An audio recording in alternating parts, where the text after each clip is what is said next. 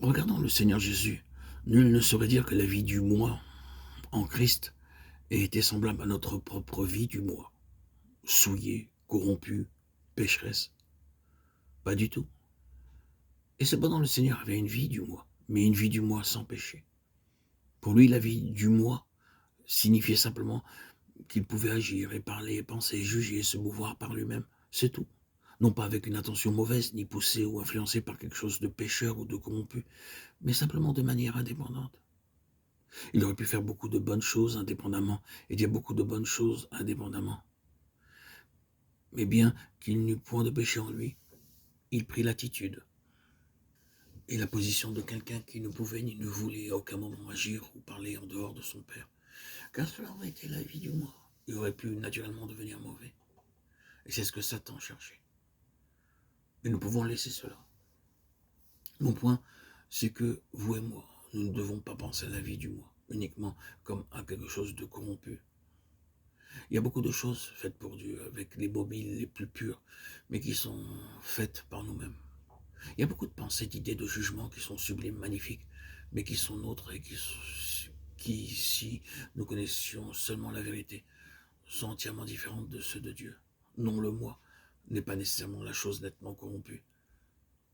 Cependant, à mesure que nous avançons avec Dieu, qu'il se trouve toujours une note de corruption derrière tout ce qui est de nous-mêmes. Et Dieu connaît tout cela. C'est ainsi que le Seigneur place quelque chose d'absolu à la porte, même de son école. C'est le Jabbok. Le Jabbok était un affluent du Jourdain, et les faits et l'œuvre du Jourdain se trouvent là, au seuil même de l'école de Christ. Le Seigneur Jésus a accepté le Jourdain pour entrer dans cette école de l'Esprit pendant 3 ans et demi. Vous et moi, frères et sœurs en Christ, bien-aimés, nous n'entrerons pas dans cette école de l'onction d'une autre manière. Il faut qu'il en soit ainsi.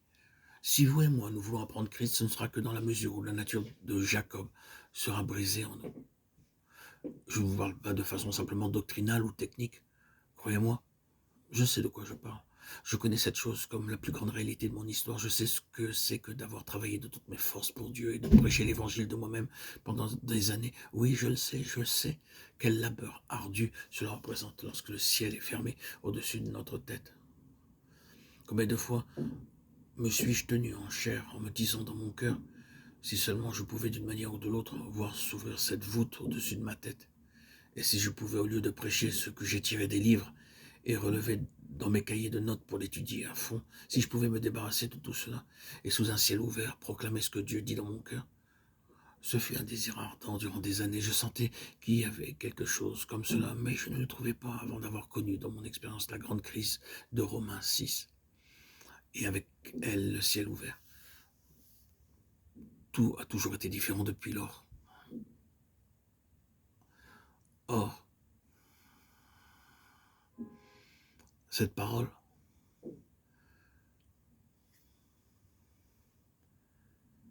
tu verras le ciel ouvert. Tout cet effort a disparu. Tout cet esclavage a disparu. Toutes ces limitations. Il n'y a plus de voûte. C'est là ma gloire aujourd'hui. Pardonnez-moi cette référence personnelle. Il me fait dire cela parce que nous ne sommes pas ici pour prêcher seulement des messages. Nous sommes ici arrêtés sur la réalité de cette question du Saint-Esprit qui nous révèle directement et immédiatement Christ, et cela de manière toujours croissante. Mais cela ne peut être avant que nous soyons venus à notre Jabbok, avant que la vie de Jacob ait été mise complètement de côté dans cette crise, et que le Seigneur ait pu dire à un véritable Israélite dans lequel il n'y a point de Jacob, tu verras le ciel ouvert. Il y a cette voûte, ce ciel fermé au-dessus de ce que nous sommes par nature, mais que Dieu soit béni. La croix déchire les cieux, le voile est déchiré du haut en bas, et Christ se révèle à travers le voile déchiré de sa chair. Nous ne le voyons plus désormais comme Jésus, l'homme. Nous le voyons dans nos cœurs, dans toute la plénitude de la pensée parfaite de Dieu pour l'homme. C'est une chose immense que de voir le Seigneur Jésus, et c'est une chose immense que de continuer à le voir, de plus en plus. Et c'est là que tout commence. Voilà un véritable Israélite dans lequel il n'y a point de fraude, point de Jacob. Tu verras le ciel ouvert.